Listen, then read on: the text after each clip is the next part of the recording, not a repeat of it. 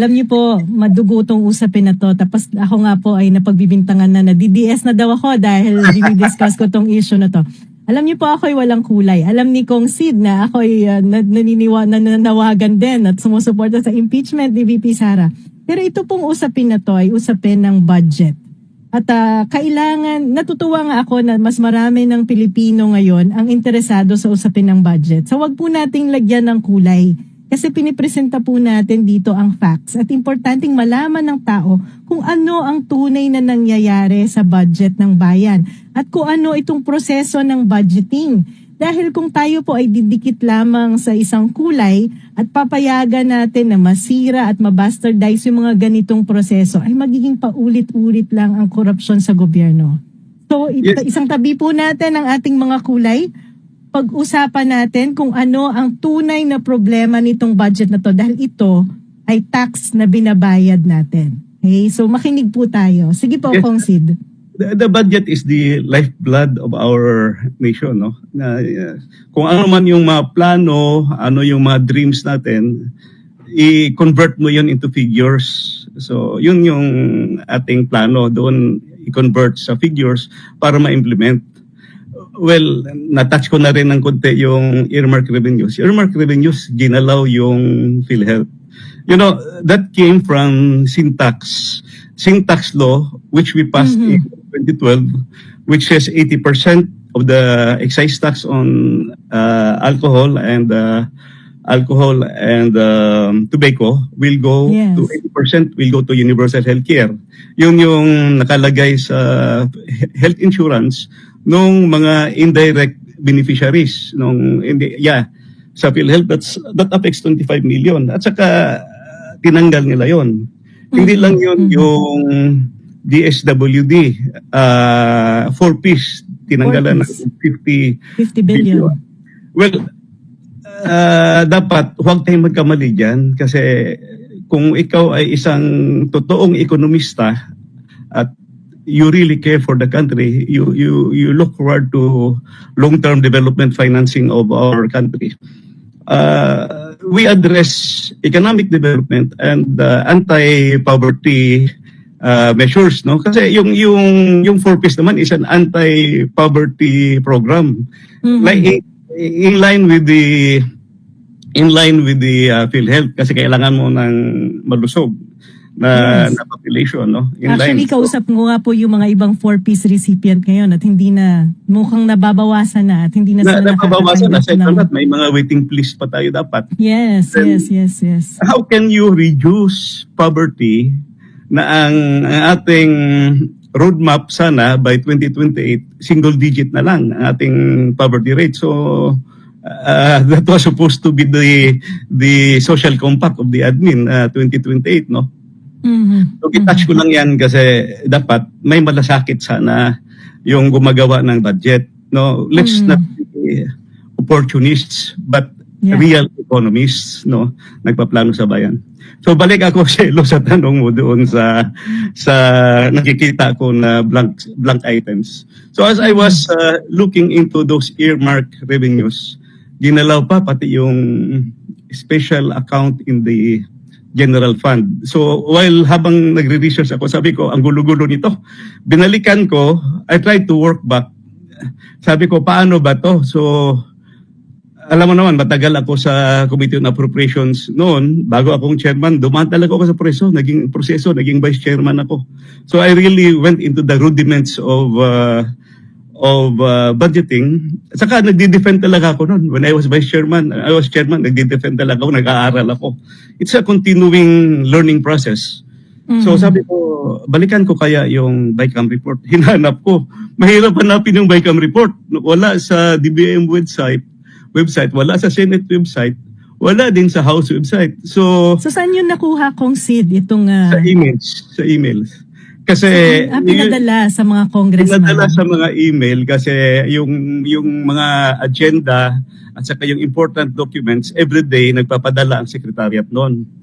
So more than 300 members of Congress at saka 24 members of the Senate pinadalhan kami ng individual emails kaya ngayon pa lang yung mga nagsasabi na draft lang yung na-receive ko sorry, na-receive ko yan, ipakita ko yung email na na-receive ko. At saka pirmado yan, hindi yan draft report. So Actually, binalikan ko. kino-confirm ko na po na original yung natanggap ni Kong Sid na document at legit na BICAM report dahil may isang senador na nagpadala din sa akin ng kopya ng bicameral report. At maaari nating ipakita. Ipakita natin ngayon kasi Yes, that's 222 to 25 pages. 222 pages. Yeah. Bukas natin. Actually, noong araw, binabasa talaga namin yan eh. In fact, during our time, maganda yung pag-explain ni Shelo, no? Na yung House at saka Senate may ibang version usually. So iba yung figures na papasa ng House, ibang ng figures na papasa ng Senado. Kaya kailangan mo ng actually, mangangailangan ka ng tinatawag na bicameral conference committee to harmonize or to reconcile the differences. Ayan. Pakita natin na Kong Sid. So ito Ayan, po yung yun. itong Bicameral conference committee report. Ayan may So nakasummarize po dyan yung mga changes na nangyari sa bicameral committee at pinirmahan po ito ng, tama ba ko yung Sid? Ito yung mga miyembro ng bicameral committee. Merong portion diyan na nandiyon yung pangalan. Actually, hindi lahat nakapirma eh. I don't know kung So 222 pages po ito. Ito po yung mga changes na ginawa nila. No? Tapos Yes. nandito yung summary po yan. Yan. Tapos ay sa bandang gitna ay nandito yung mga miyembro ng bicameral committee. Ito pong dokumento na to ay hindi publicly available. Hindi po to makukuha ng mga taong bayan. Hindi natin to makikita. So ito po yung miyembro ng BICAM. But that's a public document, no? It should So, be. Dapat madali not itong makuha no?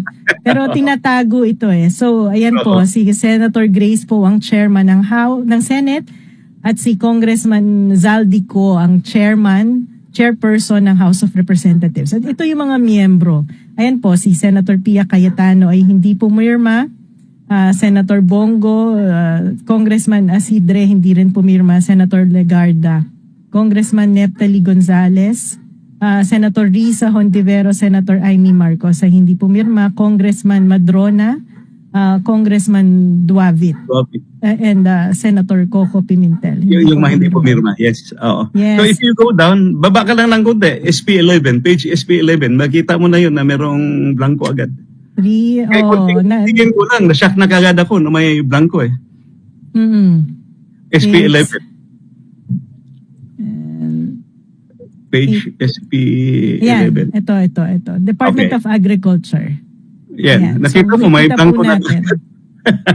Opo, so yung sa NIA, delete the amount in figures and replace with blank. PCA total. So hindi lang po tong page na to, several pages po. Several pages. At saka, yes. Ayan, so marami nang nakita ko, na-shock ako because alam mo, nakakailang GAA ako na dinaanan ko. Never ako nakakita ng BICAM report na may mga blanco. Sabi ko, kahit naman siguro sa bahay, yung anak mo, utusan mo bilhin ng asukal, ito yung batit mo, blanco.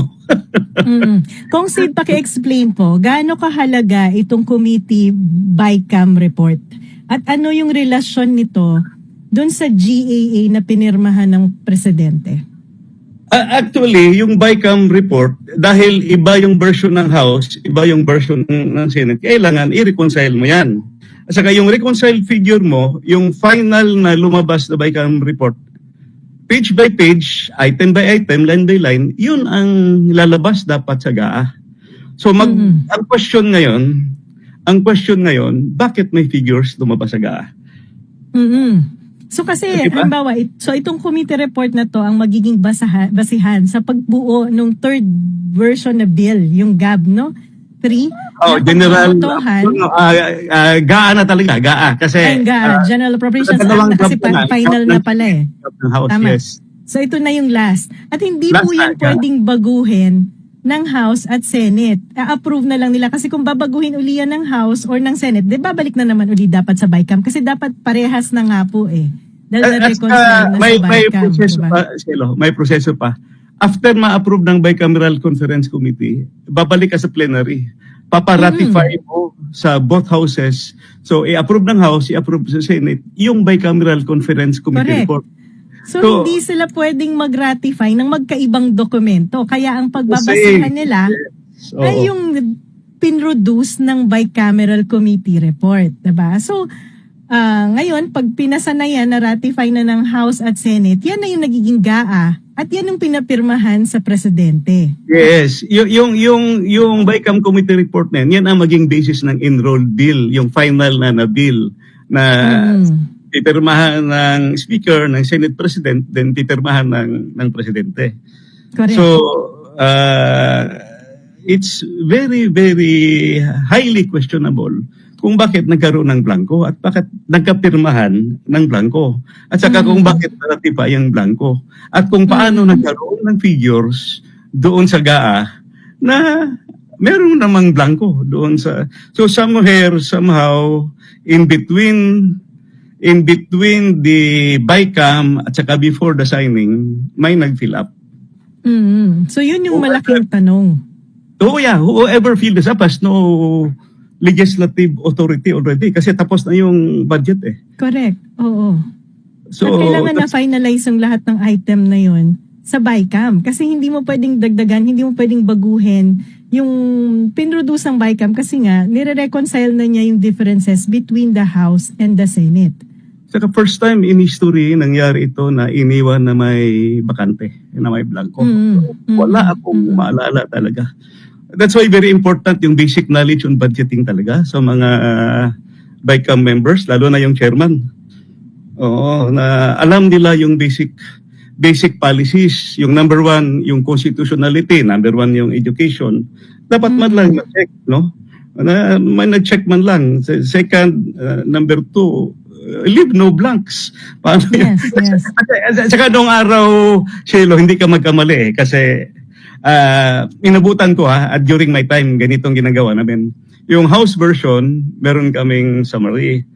Yung Senate version, hinihingi namin. So ako as head of the Bicameral Conference Committee, gagawa kami ng matrix. Ito ang House, ito ang Senate.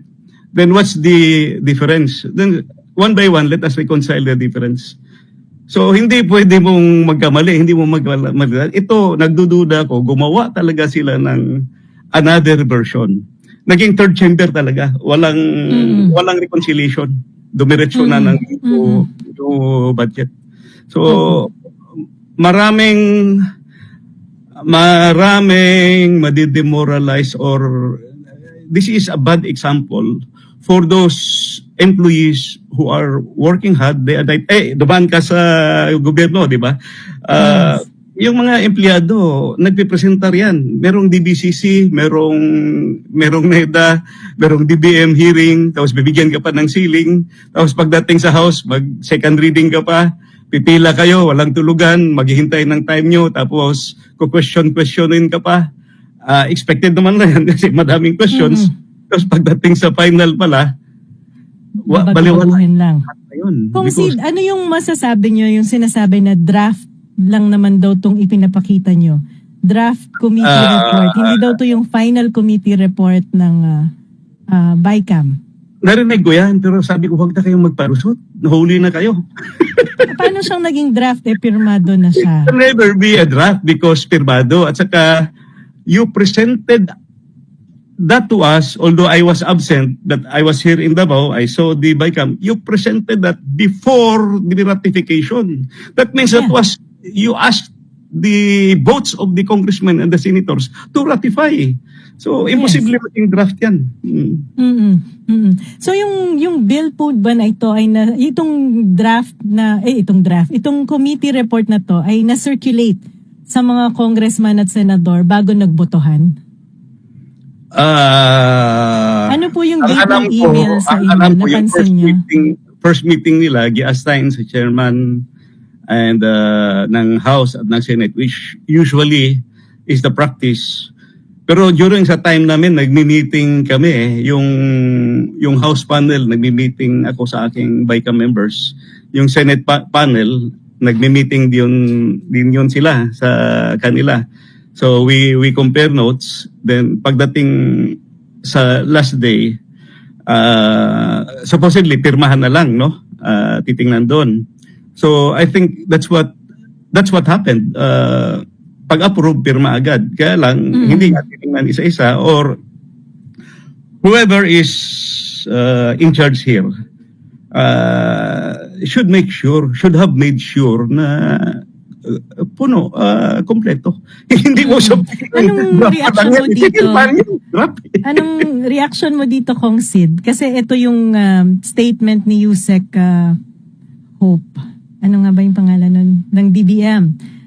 To further clarify, the BICAM report is not the bill. And we understand that due to numerous details involved, it has been the practice of the BICAM committee to leave certain items blank in their report when they refer to sections of the GAB that they did not or they do not intend to alter or amend. Pero kung hindi na in-alter or amend, hindi na yun kasama dun sa committee report? Teka muna, the committee to leave certain items blank.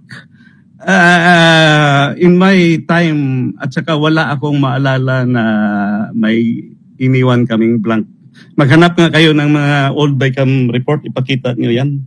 Because that will really make the budget illegal and unconstitutional. At saka, I understand, you pass an omnibus motion to allow the technical staff to make corrections only on grammatical printing errors.